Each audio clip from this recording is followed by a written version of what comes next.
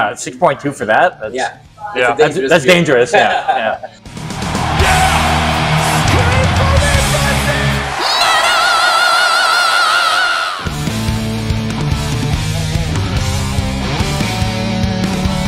Cheers.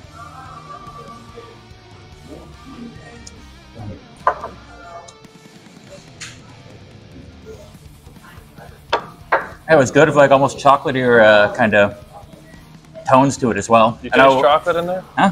A taste a bit of chocolate in there. Definitely get the point of easy going down. So, yes. Yeah. Yep.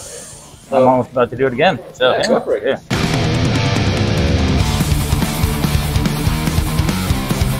Beer drinkers and hell raisers, right? Of the quote ZZ Top. I actually worked as a bartender for years and years. So yeah, no, definitely. We're pretty regular on the beer end of like harder stuff. Whiskey, big fan aficionado of as well. But and any practice we're having, there's someone bringing something. And I can't say it's happening at home too often, but there's always a good time. By the time the weekend rolls around, we're pretty thirsty. And is it a particular kind of beer that is brought to the venue, or is it always something different? For venues versus shows versus... it's hard to get away from IPAs. Yeah. I think those can be heavy. I mean, starting off an evening of drinking with like a sour or a stout or something is good, but eventually, like when you want to drink 20 of something, you know, that's when you're into your Pilsners, your PBRs, of which has been the main staple of, I think, the band most of the time, but yeah. I think we're pretty comfy with experimenting with whatever. In Ontario right now, there's anything and everything, whether that's... I would say more indie seltzers. It's not exactly beers, but brew houses are doing it now. So, yeah, like Left Field is on the east side. They do a good one. You've seen that all over town. Yeah, I go for that. Take it from everything they do and take it to. I mean, yeah, the evolution of the sound of trying things out. I think that's sort of a thing that's popped up in each of our recordings or EPs that we've done, where it's, you know, we've had these harder songs, then we've had more of these, you know, party metal, I guess, kind of things of, we both have a big Van Halen influence of some of the riffs and some of the songs. It doesn't come out on Earth and Hell, but of some of the other tracks. So this one, yeah, definitely more the influence from a new addition to the band, Fernando Villalobos on the drums. His storied history of much harder, more extreme music of melding into our styles. Yeah, he could step into those shoes faster if we were to present something like that. So it was a good representation of our amalgamation. Okay. And this, I would think throughout each album there's going to be experimentation. So what we put forward is definitely the direction we aim for. If we're trying to be more radio friendly, that was an ambition with our last album. With the last single was to be mixing of darker and something friendly to the ears. So this time we wanted to go all out and not hide the metal influence, not misdirect people anymore. We're not going to go radio rock. It's hard to believe, need evidence on earth for all us to say what we can. So this one I'm immediately reminded of Hogarden. That wheat beer, if you've had it before, so it's lemony kind of tones to it. A lighter, a thinner version of it, but yeah, very good. I was going to say Belgian white, so definitely in that same realm.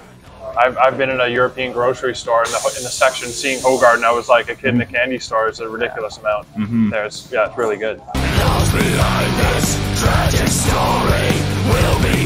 Yeah, for the On Earth or in Hell concept of Jack can speak to it a bit. I think it stands close to a couple other songs. Thankfully, we are known to experiment throughout the album, and thankfully everything has just shifted into a heavier sense.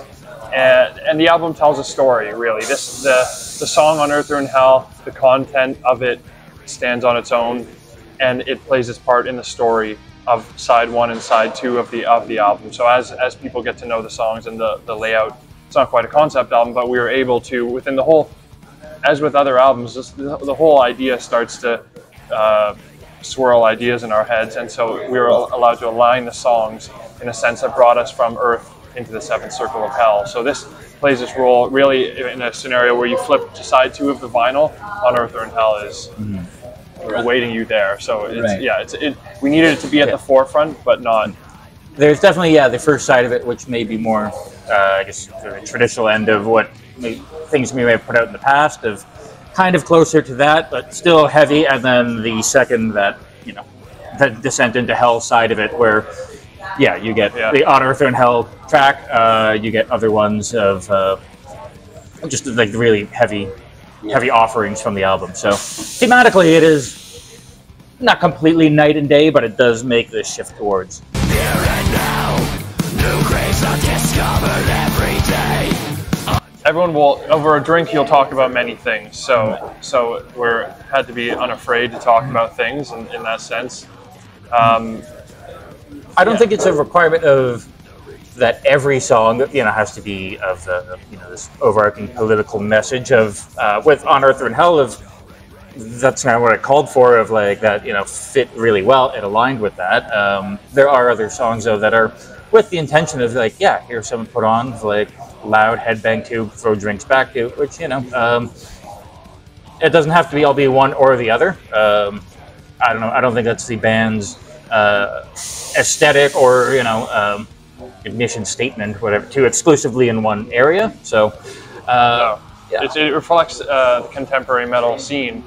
Every metalhead likes multitude of genres. No one's going to deny that. So we won't be afraid to do that either. There's going to be a little bit of everything. I think that thankfully the tones, the intensity of the drumming is what is reflective in the rest of the album. There are moments like Unearther in Hell throughout the rest of the album, so that keeps, whether it's the intensity of our solos or bass being present in certain aspects, double kick, chorus, and all that aspect, which is a newer focus, but end of thought.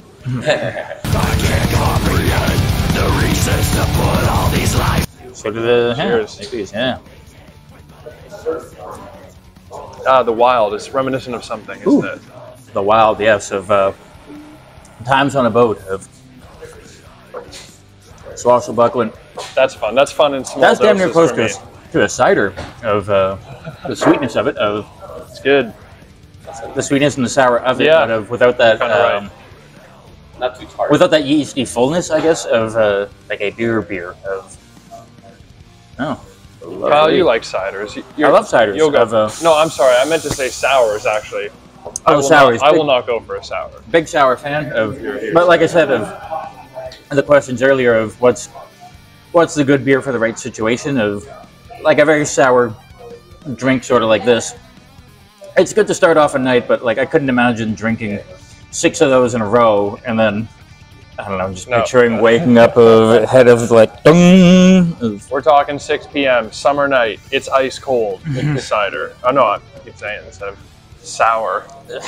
Which is why, you gotta have a game plan with that. Is if you drink 3 bottles of wine in a row, like you're gonna have a bad time. There you go. If you have indulge in some of these nice finer ones and then go back to the standbys.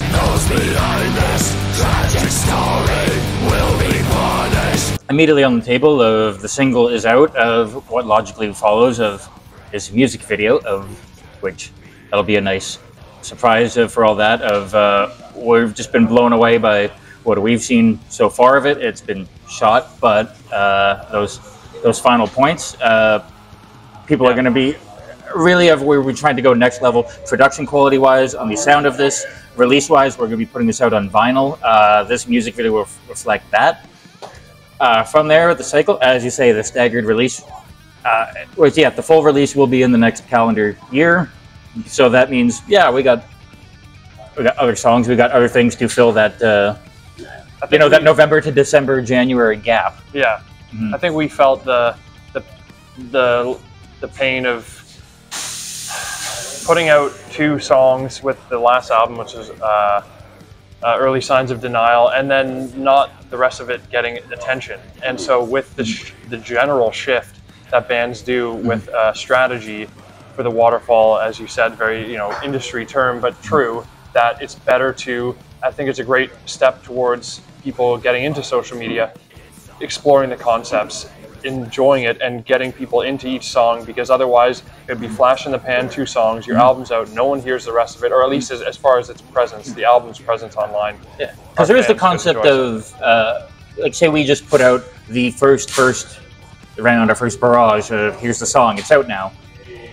If people don't see it, or they might be interested, but they don't click that day, and then they don't see it again, you know, we want to keep giving them chances to, we want to keep bugging them until, you know, they check it out and see what we've worked so hard on that, you know, we feel should be out there. I mean, it would be, it's been years we've been working on this, to simply let it go all out, bam, here's the album out in a week, a month, whatever, of things, and then bam, that's done and over with.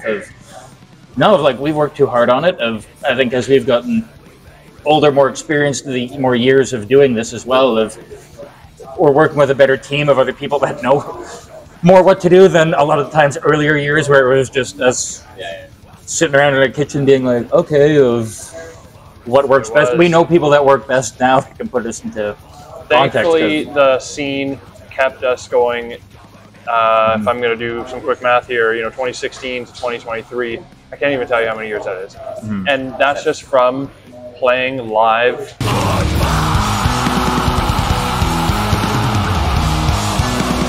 To a summer stout. To a summer well spent. Forgot my pinky.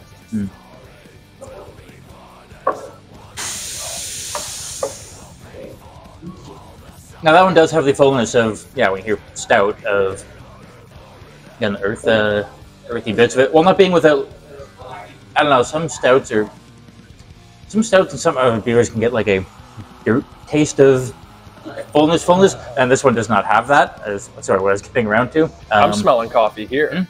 You getting coffee with that? All right, excellent.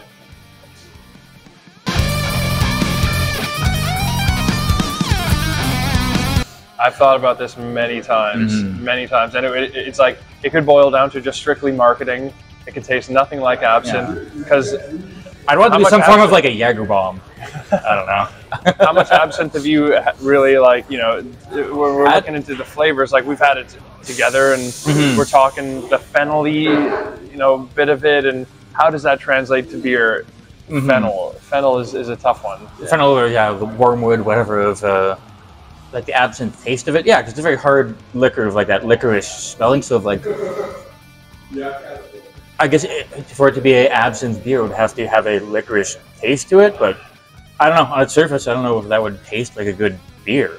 I think the right round to go is like avoid the beer end of it, of like make the black absinthe hard liquor, right? Yeah, you're right. It's going to have to be more of a spirit. To be placed in some kind of energy drink, and, you know, quick. Recognize, remember, every 30th of Please. I'm going number 6, the Saison right away. As I said, of years back, of Hogarden was a drink of choice of mine, of like very close to that, but I said without that thickness of there are the comments of you keep taking the sips of it, and here's this other taste coming out, here's this other taste.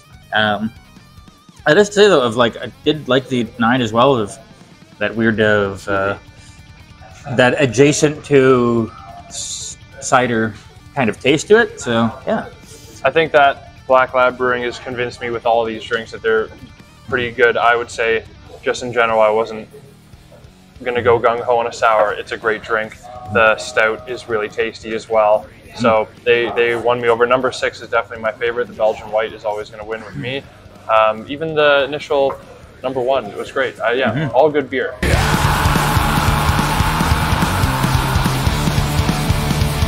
I guess residents not near Toronto, we will be hitting up Ottawa and Montreal early November, the 3rd and the 4th. Ottawa's 3rd, and that's right, Montreal's 4th, and then there we'll be playing with Doom and Blue. They're friends and basically our allies in Montreal. So there's a run that we've done before, and happy to do again. We're looking forward to bringing them back to Toronto as well. We do have 2 in the chamber, hopefully, for Toronto, November and December. Got to be hitting it hard at this time. On Friday, it was a fundraiser for the Indian Residential School Survivor Society. So that was a great gig and a great way to launch the song and pay it forward a little bit.